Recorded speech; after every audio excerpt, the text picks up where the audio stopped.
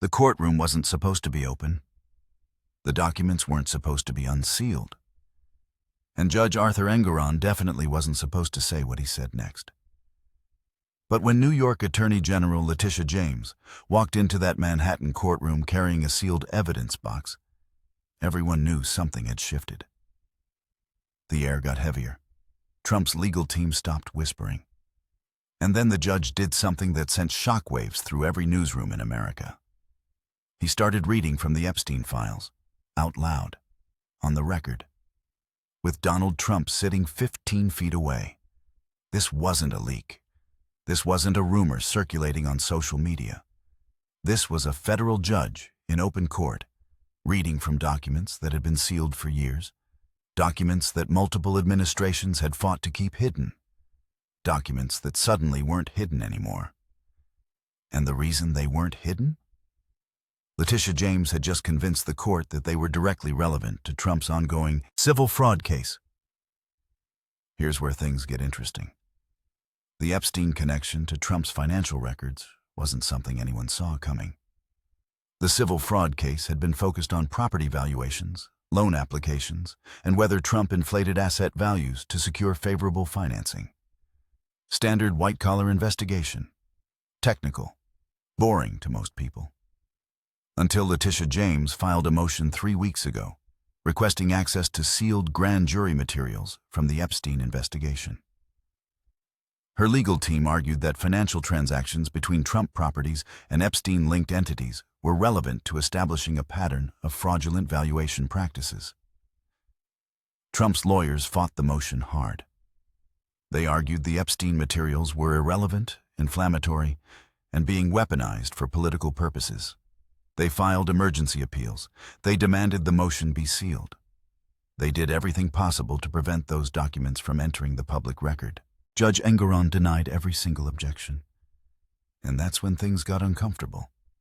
Because when the hearing began, Letitia James didn't just reference the documents. She brought them into court.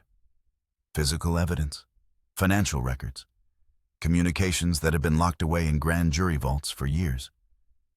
And Judge Engoron, instead of reviewing them privately, decided the public had a right to hear what was inside. The first document he read was a financial transfer record dated August 2019. According to the judge's reading, it showed a payment of $2.4 million from a Trump Organization subsidiary to an offshore entity that prosecutors had previously identified as part of Epstein's network. The payment was listed as consulting fees. But according to Letitia James's presentation, no consulting work was ever documented. No services were rendered. No contracts existed. Just money moving from Trump's business to an Epstein-controlled account. Trump's legal team objected immediately. They argued the payment was legitimate, that the entity in question provided real services, and that the Epstein connection was coincidental. Judge Engoron allowed them to make their case. And then he read the second document. This one was an email chain between Trump Organization financial officers and what appeared to be Epstein associates. The emails, according to Engoron's reading, discussed property valuations for a Palm Beach estate that Trump was attempting to refinance. The valuations in the emails were significantly higher than what independent appraisers had assessed. And the communications suggested that Epstein's network was being used to validate inflated numbers for banking purposes. That's when the legal exposure became real. Because if Trump Organization officials were using Epstein's financial infrastructure to support fraudulent valuations, then we're not just talking about civil penalties anymore. We're talking about potential criminal conspiracy involving securities fraud, bank fraud, and racketeering. The courtroom erupted. Trump's attorneys demanded the hearing be closed. Letitia James's team argued for complete transparency. Reporters scrambled to transcribe everything Engoron was reading, and Trump himself, sitting at the defense table, looked angrier than anyone had seen him in months. But Judge Engoron wasn't finished. He cited a third category of documents: phone records showing repeated communication between Trump's personal cell phone and numbers later identified as belonging to Ghislaine Maxwell. Not during the period when Trump publicly claimed he barely knew Epstein. During the years after Epstein's first conviction in 2008, when any legitimate business person would have cut ties completely. According to the records Engoron referenced, the calls continued through 2015, dozens of them, some lasting over 30 minutes. Trump's legal team had no immediate explanation. They promised to provide context in written filings. They suggested the calls could have been about unrelated business matters. They argued that phone contact alone proved nothing. Letitia James had a different interpretation. She presented a timeline showing that several of the calls occurred within days of major financial transactions involving Trump properties. Calls that corresponded with loans being approved, refinancing deals being finalized, and property sales closing at values that later became central to the fraud investigation. The implication was clear. Whatever was being discussed in those calls was directly connected to the financial schemes now under investigation. And the fact that those discussions involved Epstein's associate Ghislaine Maxwell made them exponentially more problematic. Here's why this matters beyond the specifics of one fraud case. For years, the Epstein files have existed in a strange limbo. Everyone knows they contain explosive information. Everyone suspects powerful people are implicated. But the documents have remained sealed, protected by grand jury secrecy rules, national security classifications, and legal battles that never seem to end. Letitia James just broke through that wall. By convincing Judge Engoron that the Epstein materials were relevant to an active civil case, she created a legal pathway to unseal documents that might otherwise have stayed hidden forever. And once those documents entered the public record in open court, there was no putting them back. The political fallout has been immediate and severe. Trump's allies are calling this a witch hunt, arguing that Letitia James is abusing her authority to resurrect decade-old allegations. They point out that Trump was never charged in the Epstein investigation, that proximity isn't proof of wrongdoing, and that financial transactions between businesses don't prove criminal conspiracy. Trump's critics see vindication. They argue this proves what they've suspected for years, that Trump's relationship with Epstein went far deeper than casual social acquaintance, that financial entanglements existed, and that powerful people have been protecting him from accountability. In my view, the most significant aspect isn't what the documents prove right now.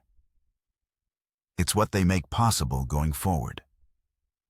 Because now that Judge Engoron has ruled these materials are relevant and admissible, every other investigation, every other prosecutor, every other attorney general can cite this precedent to access similar documents.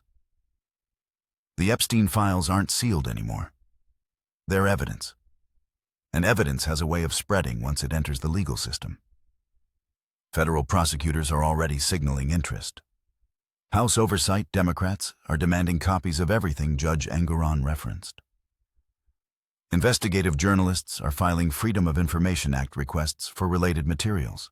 And Letitia James herself has indicated this is just the beginning of what she plans to reveal. From Trump's perspective, this is a nightmare scenario.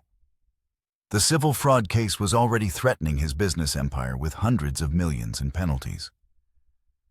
Now it's threatening to expose financial relationships he's spent years trying to keep buried.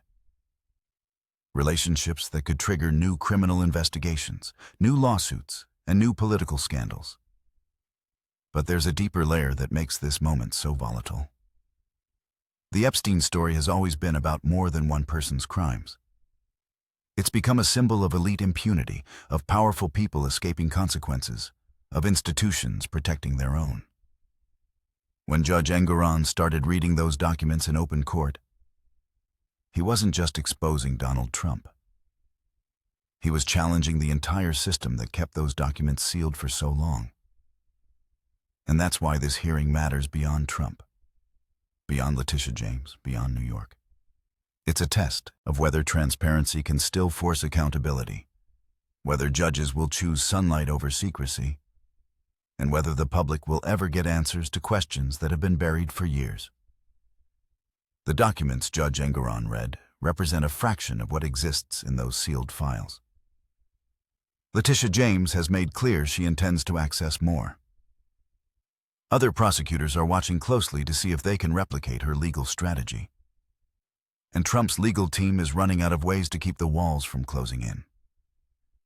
What happens next depends on whether Judge Engoron continues ruling in favor of transparency. It depends on whether other judges follow his precedent. And it depends on whether the American public decides that decade-old financial entanglements matter, or whether they've become numb to scandal. But one thing is already undeniable. The Epstein files aren't theoretical anymore. They're not rumored. They're not sealed. They're being read in court, entered into evidence, and becoming part of the public record. Letitia James walked into that courtroom with a sealed box. She's walking out with a weapon that could reshape Trump's legal future. And Judge Arthur Engoron just gave her the judicial backing to use it. If you found this breakdown helpful, consider subscribing. I appreciate you.